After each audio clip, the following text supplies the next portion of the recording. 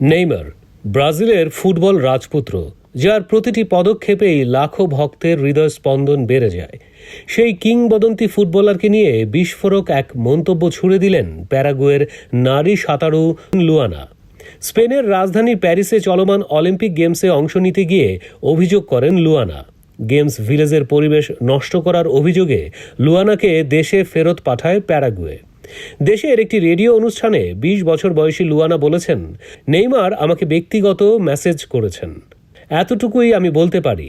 তাতে কি কথা লেখা সেটা আমি এখানে বলতে পারবো না। এই এক কথার মধ্যেই যেন লুকিয়ে রয়েছে অজানা এক রহস্য। গত বছর অক্টোবরে চোটাক্রান্ত হন নেইমার। সম্প্রতি তার হাঁটুতে অস্ত্রোপচার করা হয়। চোট পাওয়ার পর থেকেই মাঠের বাইরে ব্রাজিলের এই তারকা।